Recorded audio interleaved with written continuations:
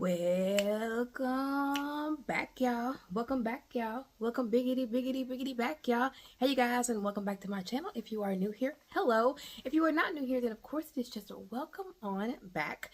My name is Kelsi, and I am here on YouTube where I talk about weight loss surgery, my life after weight loss surgery, and everything else in between. I hope you guys are having a wonderful day. Let's get on to it.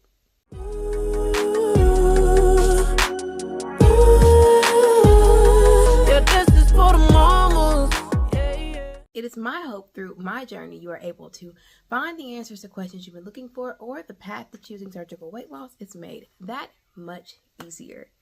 Hey guys, I look a little different this time around, so we'll go ahead and address that issue. First, let me change the lighting because I kind of feel like I'm in a dimly lit room and I'm not, but hang on. Okay, so this is the best that the lighting is going to get, so we're just going to have to deal with it, okay? Gonna have to deal with it. So let's go ahead and address the elephant in the room. So your girl cut her hair off. Yeah, I did. And let's talk about why. So as I have mentioned to you guys, I have been having a little bit of issue with my hair since having weight loss surgery, and mainly that issue was like my hair was just in disrepair. My hair was just not where it needed to be. See,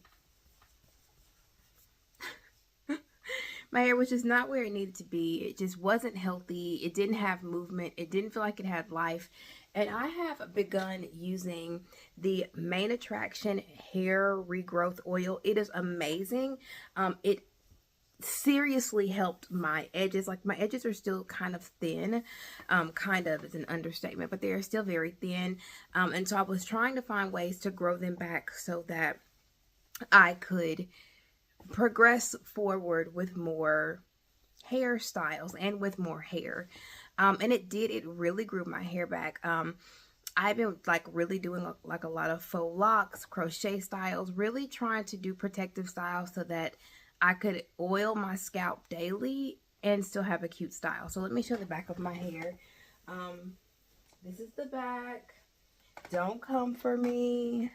I cut my own hair in my bathroom. I'm not a professional. I am going to get somebody to trim this up in the back, shape it up and do whatever. But for right now, it's giving what it's supposed to give. But let's talk about the reason that I did cut my hair off. I cut my hair because my hair was so incredibly damaged. Even though the hair oil promoted like such growth with my hair, 92% of my hair was damaged. So my hair had grown back out to about shoulder length. And when I say shoulder length, I mean a full shoulder length. But it was damaged. So at least 7 inches of my hair was completely split ends. It had no movement. It didn't matter if I did protein treatments. It didn't matter what I did. My hair was completely dead.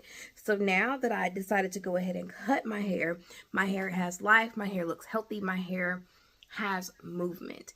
And that is what I want. That is what I wanted. And so I was like, you know what?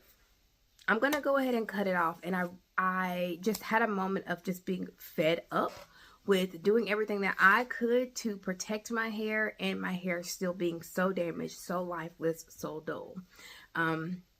So yeah, that's where my hair is now. Now, I'm probably going to be wearing wigs and other things, just, because this is so different for me.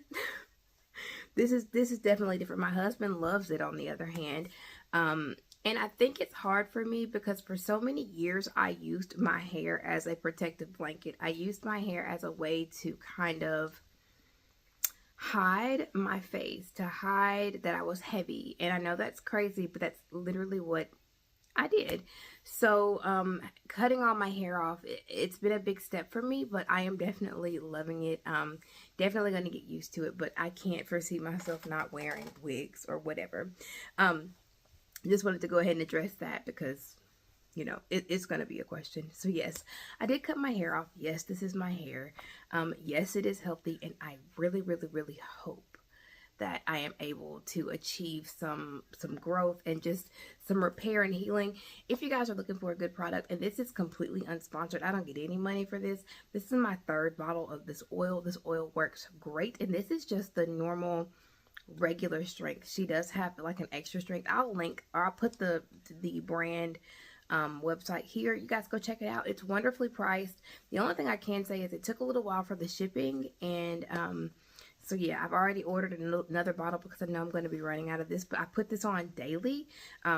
Even with my hair like this, I kind of like, I don't put as much on as I do like if I have a protective style or a wig, but you know, it has been very good to me, and it did give my hair a lot of growth. It really helped strengthen and build my hair again, and that's what I was looking for. So let's go ahead and get into an update about me, where I am at right now with Mounjaro, my weight, and just my overall life. So the last time we left off, I talked to you guys about Mounjaro, me stepping into the Mounjaro or the trizepatide injection gang. And that was just a decision that me and my doctor, my medical professional, my medical team made for more than just weight loss reasons, but primarily for weight loss and the controlling of my blood sugar and A1C levels. So when we left off last, I was on, I believe, the 2.5 milligram shot. Since then, I have stepped up to the, can't see this, to the 5 milligram shot, which I am no longer on. I am now currently on the 7.5 milligram shot, which I take weekly, subcutaneously, and that just means a little bit under the skin, kind of like a tuberculosis test. It's literally the thinnest, smallest needle that you inject yourself with once a week. So I want to talk a little bit about the, and I'm sorry I'm getting like tongue-tied. I think I'm just excited to be on camera again. A little bit about the side effects. Constipation, which is already an issue with bariatric patients, but constipation overall got progressively worse. So I was going from taking a laxative twice a week to taking a laxative almost every day, and that's just to have a bowel movement regularly. Nausea, increased cravings, especially when I'm getting ready to, when I feel like my time on a particular milligram is wearing out, those cravings, like they super increase. Dry mouth, and that's really about it. And of course, like that nauseous feeling that you get, it's just a part of the medication. But as far as like anything else, oh, and I did have like a weird rash on my thigh area and a little bit here, and it's cleared up now. I don't know if that was because of this. I don't know if it was because of something I had applied, because as you guys know, I'm in my perfume era, and I've been, you know, trying out a lot of different perfumes. I don't know if I can chalk that up to the perfume or to the injection. I'm not really necessarily sure, but either way, I had a little bit of a rash that, you know, kind of cleared up and is no longer an issue. Other than that, no major side effects, nothing that, like, you know, to call home about, nothing to be like, oh my God, you know, this is what I have going on. Got this cup from TikTok. While y'all out here fighting for Stanley's, I'll buy me a $20 Miyoki off of TikTok, and I am perfectly fine. Other than that, nothing really. So I know you guys really want to know what my current weight is. So my current weight is 198 pounds. You guys, I finally crossed over the threshold of into Wonderland. I think that was probably one of the best feelings ever. If you guys know anything about me and you've been with me my entire journey, my goal weight is 170 pounds. And to know that I am 28 pounds away from my goal weight is absolutely unbelievable to me. Because I thought at one point in time I was just never going to get to it. And I think it was because, you know, the truth is, after weight loss surgery, and it is hard to believe that in a little under a month, I will be 3 years out from my surgery. 3 years out. I had my surgery in 2021, February 2021. My starting weight was 340-ish pounds. And I never thought that I would see anything under 200 pounds, let alone be 28 pounds away from my goal that my surgeon set for me.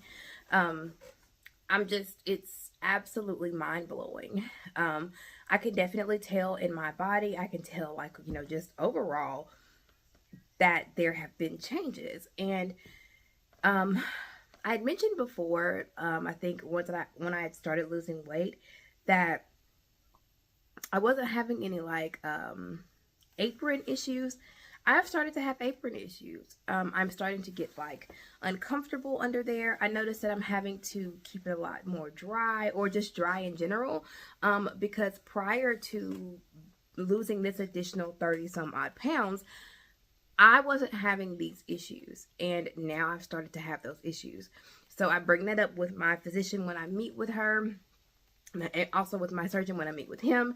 And so we're starting a document trail. I'm hoping to get the skin removed for medical necessity. I've noticed that there's been some pain in my lower back as well, and I think it is due to the stress of holding my stomach. So let me show you guys. I've showed you guys before my stomach area, but let me see. So, well, let me move a little further back.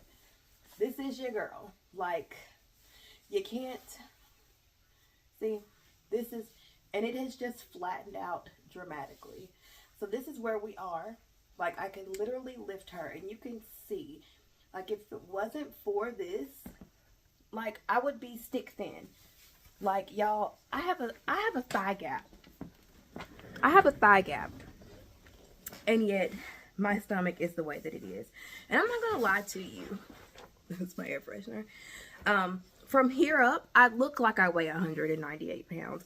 But when I feel like when people see me, they see my stomach and they're like, ooh, she's a little heavy. But that's a personal thing.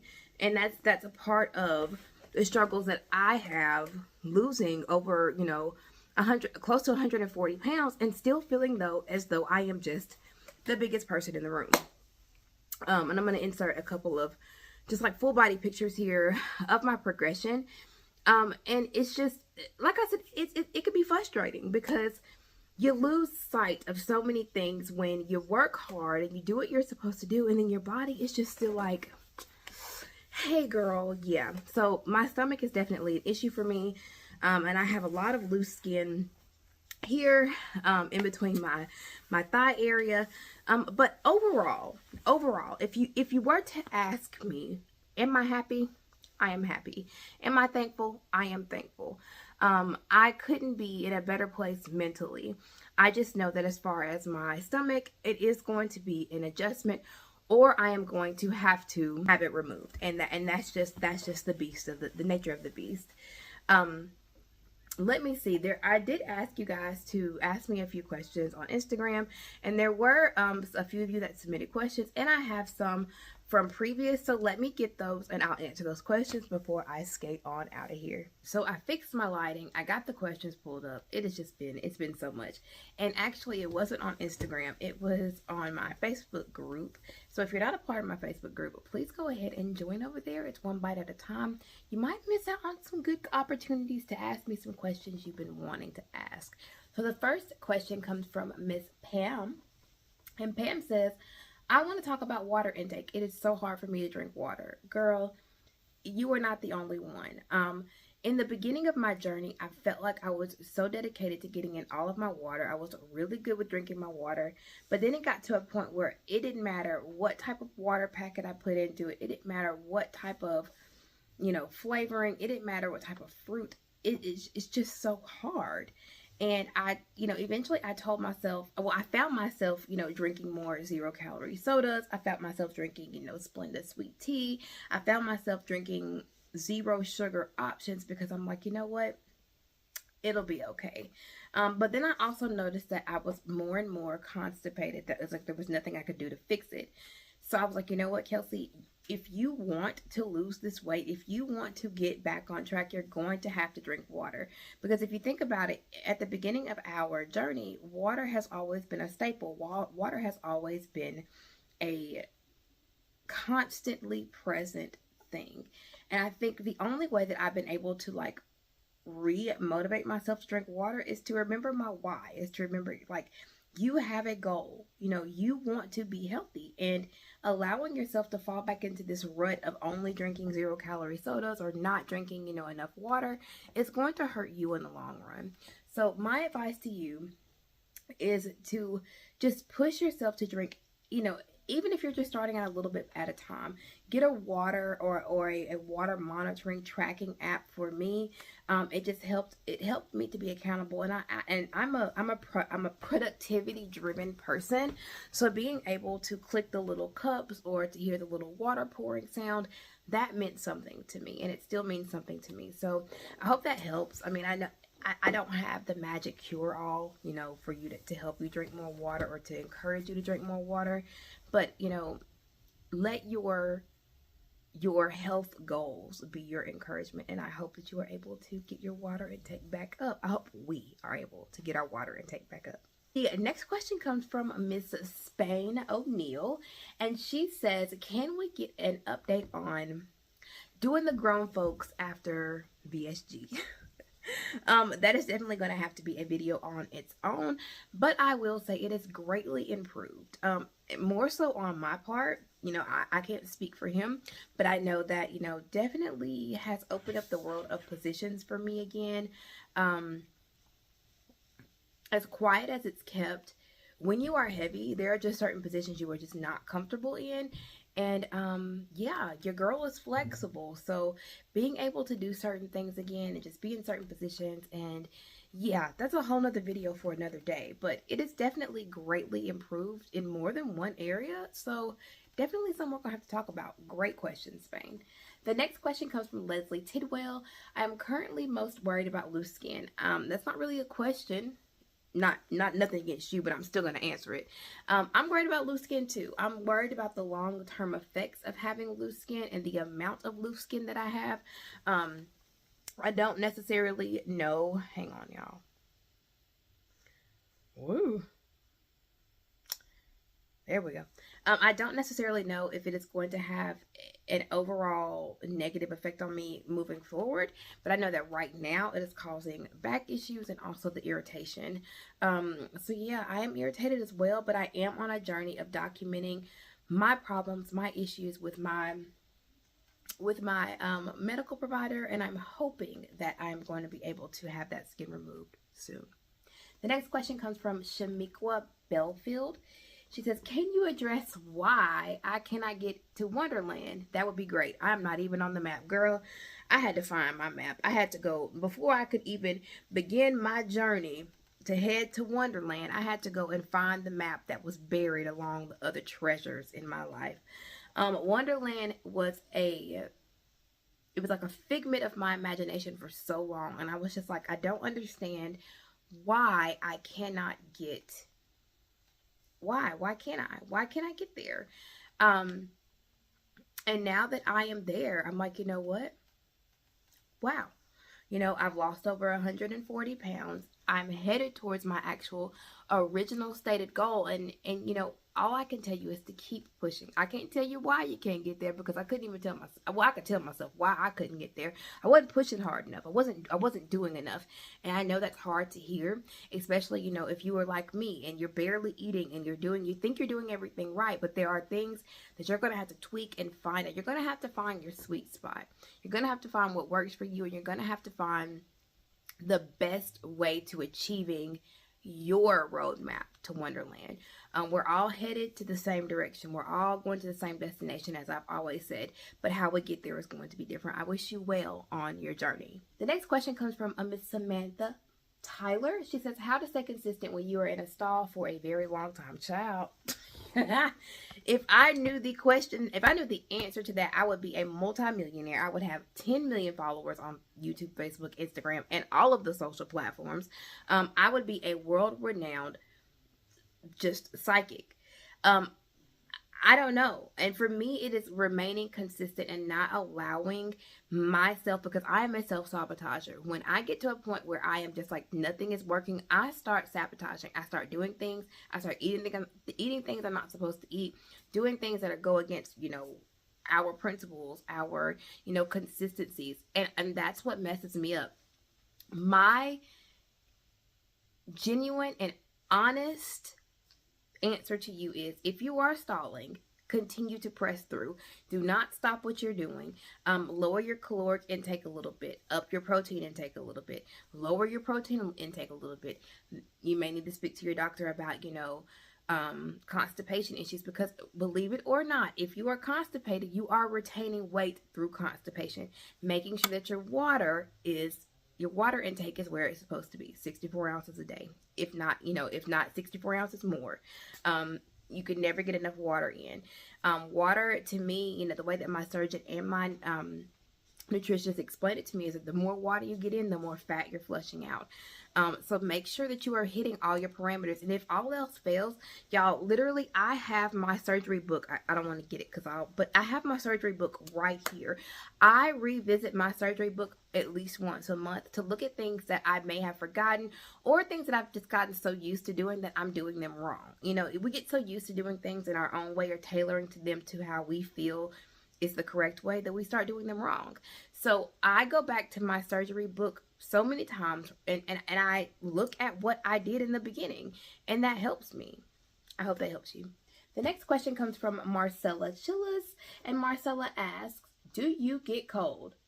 And does your butt hurt when sitting too long? Because, child, let me tell you something, Marcella. If I am, look, I am constantly under a heated blanket. I am constantly in a sweatshirt. I am constantly wrapped to the T. Like, I used to love winter. I used to love wearing sweaters and scarves, and I would wear them for fashion. Like, I'm going to tell you, I bought my first winter coat that I have bought in years. Like, I never wore a winter coat before I lost all this weight. Yeah, I am constantly cold. I hate going to Walmart because Walmart is so cold. Yes, my husband, and that's another thing. My husband, he's like, oh my God, there has to be something wrong. Are you sure your vitamin levels are okay? And I'm like, you know what? Let me do a deeper dive with my medical professional, my team, and see if there is something going on. And sure enough, I am anemic. I was diagnosed with anemia. So I am on an iron supplement, which is due to the surgery. Even with me taking my vitamin supplement daily, I am still lacking in iron. So that may be something you want to talk to your physician about, to have some deeper testing done. But y'all, I'm always cold all the time, 24/7, in the summer, in the fall, in the spring. In the winter, I am cold. So yes, I'm always cold. And yes, my butt hurts when I sit too long. I never thought that would be a thing, but yes, my butt bone hurts. I'll have to kind of like lift up and I hate doing that because it's almost like a sharp pain, and let my booty kind of breathe a little bit, because I'm like, Lee, I ain't got no meat back there. But yes, Marcellus, the answer to both of your questions is yes. Lattell Franklin, you say perhaps ideas on bariatric friendly meals. And that is something that I need to get back into. Just sharing more of what I cook, because I do cook healthy meals, not only for me, but for my family. My husband is kind of getting back into this, weight loss thing. He has picked up a little bit of weight. And that's great for me, because when he is on a health journey, we eat the same things. So it's easier on me. So hopefully I'll be able to share some more recipes with you guys. Alicia Cunningham says, how long after surgery did it take your body to absorb the abdominal fluid that makes the lower abs swell? I don't know, because as you guys saw in the beginning of this video, I have a large torso. So I don't have any, I don't think, insight on that. Yeah, I'm not necessarily sure how to answer that question. I'm sorry. The next question is from Miss Wanda Whitmire. How to stay interested in losing weight? Well, baby, truthfully, that's hard. And that's coming from somebody who makes content. And that's why I say to you guys, y'all, I just feel like I've lost that motivation. And it's not that, can you guys see the snow? It's a snow day. We have been snowed in for 3 days here, but neither here nor there. You lose that motivation. You lose that motivation, and I don't know what it is, but you have got to remember why you started on your journey. You've got to remember why you need to lose weight. You've got to remember why you had the surgery to begin with. And for me, I have to sit down and talk to myself like, Kelsi, if you don't get your shit together, you are going to gain your weight back, and you are going to be, you know, in a worse off position than you were now, because I just turned 36. When I had my surgery, I was 33. I was a young whippersnapper when I had my surgery, and I could not imagine being almost 350 pounds at my age. So you have to remember your why. You've got to find it. You've got to locate it. You have to do what you can to be able to acknowledge the fact that you have to do whatever you need to do to keep moving forward. And if you're not moving forward, even if you're just maintaining your weight loss, I know it's hard, but it's the beginning of a new year. It is 2024. Make this year the year that you say, you know what? I have 15 pounds to lose, and I'm going to lose that 15 pounds. Or, hey, I just want to maintain my weight. Do whatever you can to get to wherever you need to be. I have faith in you. Daniel Collins commented, does anyone have any creative ideas for the liquid post-op stage? This is the hardest thing ever. Yes, it is the hardest thing ever. It is hard, hard, hard, hard, hard. The only thing that I can tell you is to get creative with your protein shakes. For me, I would, put them in, like, of course, because with my post-op diet, pre-op diet, I could have black coffee. So I would combine the protein shake and the black coffee. I'm sorry, but with the pre-op diet, it is a hard diet. It's not easy, but you have to remember, and I say this all the time, you have to remember why you're doing what you're doing, and that has to be your motivation. That needs to be your creativity, and it's hard because it is hard. But all it is doing is preparing you for your life after your surgery. And I think that's the way that I had started to look at it. It didn't dawn on me until after I had my surgery that see, it's done went off. I've got to cut it back on. It's cold in here. And for me, it didn't become a reality to me that the reason that I was doing this pre-op diet was to prepare me for my life after surgery. Just keep in mind that it is so important that you prepare yourself for life after your surgery, because you're not going to be able to eat anything. And that's where the true testament of your willpower, your strength, your mental capability comes in. Because you can go and you could eat whatever you want to after surgery, but you have risk of hurting yourself. You have risk of rupturing staples, and you don't want to be in that mind frame. And when I say you could eat whatever you want to, because you can eat whatever you want to, it's not recommended. It is not okay, because you can definitely, damage yourself. You can put yourself back in the hospital. So understanding, the commitment that you are about to make, that should be your main focus while doing your pre-op diet, and it will help you get through it easier. It's not easy. It's not going to be easy. Nothing about weight loss surgery is easy. Nothing about weight loss surgery is fun. And I wish that I could tell you, I could give you the cheat card. If I could, give you this book here and say, hey, here are all the answers to making your pre-op diet easy, I would do that. Like I said, I would be a millionaire, but I don't have that answer. I'm sorry. Meme Real Edwards says, thoughts regarding liposuction or tummy tucks? I wish I could get rid of my muffin top. I'm also eating Halloween candy. I can't blame Morticia. And these are from my Halloween or my October video uploads. Sorry, you guys. I know. Just forgive me.